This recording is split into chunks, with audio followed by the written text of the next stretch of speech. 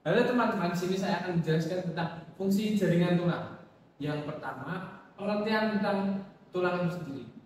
Tulang atau rangka pada tubuh dibangun oleh jaringan seperti tulang itu sendiri, sendi atau persendian adalah sambungan di antara beberapa tulang. Ligamen berperan penting karena menghubungkan tulang-tulang pada persendian. Secara general, sistem rangka terbagi menjadi rangka aksial dan apendikular. Jaringan tulang pada tubuh kita dapat melakukan beberapa fungsi, yaitu penopang, lokasi perlekatan, sistem pengungkit, proteksi, penyimpanan, dan pembentukan sel. Yang pertama, penopang. Rangka pada tubuh memberikan penopang struktural yang berarti dapat mempertahankan postur ketika mengakomodasi gaya eksternal besar seperti postur terlibat saat melompat. Tulang-tulang pada tubuh kita meningkatkan ukurannya dari atas ke bawah sesuai dengan proporsinya. Contoh, tulang ekstremitas bawah dan vertebrata bagian bawah dan tulang pelvis lebih besar dibanding tulang ekstremitas bagian atas. Yang kedua, lokasi perlekatan tulang. Tulang memberikan lokasi perlekatan bagi tendon, otot, dan ligamen. Pengetahuan tentang lokasi perlekatan pada setiap tulang dapat memberikan informasi yang baik tentang potensi gerak dari otot-otot tertentu, penopang yang diberikan ligamen, dan lokasi potensial cedera. Contoh, ketika kita mendapat pasien yang cedera pada terkilir tangan, dengan kita mengetahui tentang lokasi perlekatan tulang-tulang dan beberapa ligamen lainnya, kita dapat mengidentifikasi di mana letak cedera yang dialami. Kemudian yang ketiga, yaitu sistem pengungkit. Sistem pengungkit jaringan tulang terdiri dari matris garam anorganik dan kolagen, di mana mineral anorganik seperti kalsium dan fosfat yang membentuk sebagian besar jaringan, sementara kolagen memberi kekuatan dan fleksibilitas. Sistem pengungkit pada tubuh manusia dibentuk oleh otot-otot dan tulang. Dan tujuan untuk fungsi utama sistem pengungkit adalah untuk menghasilkan keuntungan mekanis. Contoh, sendi yang dibentuk oleh bagian atas tulang belakang dan tengkorak yang disebut sendi atlanto-occipital. Otot-otot pada bagian belakang leher memberikan kekuatan yang diperlukan untuk menggerakkan kepala ke belakang atau ke depan, samping, kanan, kiri, yang merupakan gerakan yang disebut ekstensi leher. Kemudian yang keempat adalah proteksi, penyimpanan, dan pembentukan sel darah. Proteksi, penyimpanan, dan pembentukan sel darah merupakan fungsi lain dari tulang yang secara spesifik tidak berhubungan dengan gerakan. Karena tulang juga memberikan fungsi untuk melindungi otak dan organ-organ internal lainnya. Tulang juga menyimpan lemak dan mineral serta menjadi tempat penyimpanan utama bagi kalsium dan fosfat. Kemudian selanjutnya adalah komposisi jaringan tulang. Jaringan tulang terdiri dari matriks garam anorganik dan kolagen. Di mineral anorganik seperti kalsium dan fosfat membentuk sebagian besar jaringan, sementara kolagen memberikan kekuatan dan fleksibilitas.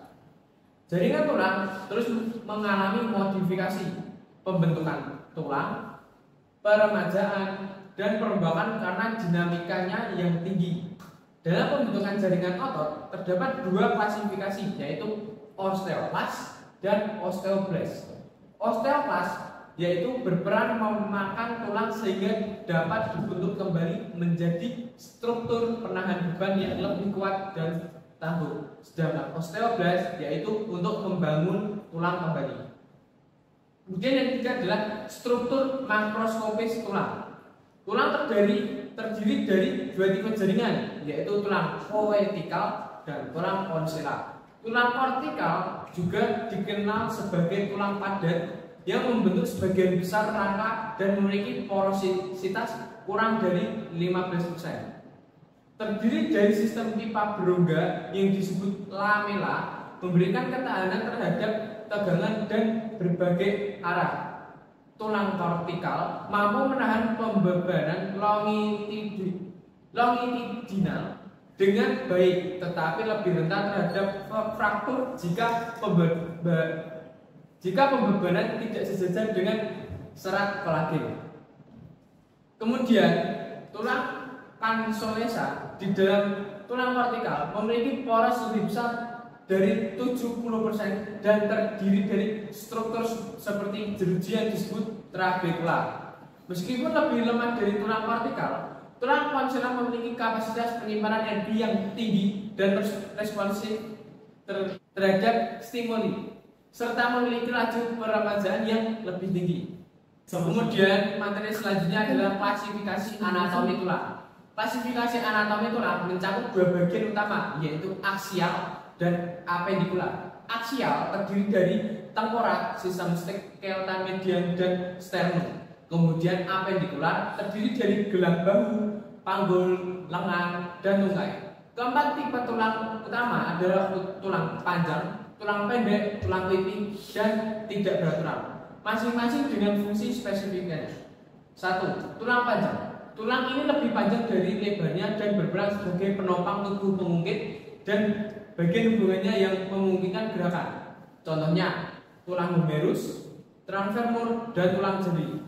Tulang panjang memiliki korpus diafisis dan epifisis, serta lapisan tebal tulang vertikal yang melapisi rongga sumsum tulang. Yang kedua, tulang pendek. Tulang pendek seperti karpal tangan dan tarsal kaki terutama terbentuk dari tulang kansolesa yang dilapisi lapisan tipis tulang vertikal. Mereka berperan penting dalam peredaman kejut dan transmisi gaya. Yang ketiga, tulang pipi. Tulang pipi seperti ilium melindungi organ dalam dan memberikan tempat perlekatan otot yang luas. Mereka biasanya memiliki bentuk yang memungkinkan perlindungan yang baik seperti pada vertebratae. Yang keempat adalah tulang tidak beraturan. Tulang ini memiliki bentuk yang tidak beraturan dan fungsi yang spesifik seperti vertebratae. Mereka memberikan dukungan yang struktural dan melindungi organ dalam serta memberikan tempat perlekatan otot. Kemudian yang terakhir teman-teman adalah pembentukan tulang. Proses pembentukan tulang atau osifikasi melibatkan aktivitas osteoblast dan osteoklas, menggantikan jaringan yang ada sebelumnya, baik itu kartilago, hialin pada jaringan atau jaringan fibrosa, lunak pada tulang pipi. Pembentukan kembali tulang merupakan proses yang terus berlanjut sepanjang kehidupan, di mana tulang lama digantikan oleh osteoklas dengan cepat sekitar 3 minggu, sementara pembentukan tulang baru oleh osteoblast membutuhkan sekitar 3 bulan.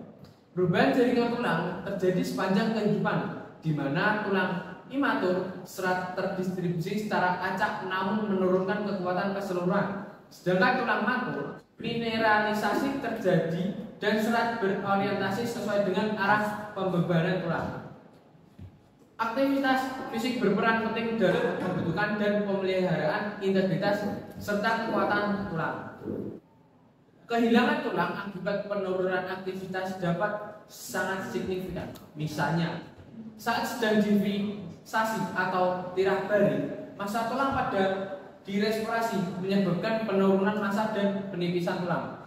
Osteoporosis adalah penyakit di mana resepsi tulang melindungi deposit tulang, menyebabkan kerapuhan tulang. Ini dapat menyebabkan masalah serius seperti fraktur vertebrata osteoporotik yang terjadi bahkan dengan tindakan sederhana seperti membuka jendela atau bangkit dari kursi. Kadar estrogen juga berperan dalam manifestasi osteoporosis pada populasi tertentu. Oleh karena itu, penting untuk mempertahankan pola makan dan menjaga kehidupan yang seimbang agar untuk mencegah osteoporosis. Sekian dari saya untuk materi fungsi jaringan tulang. Terima kasih.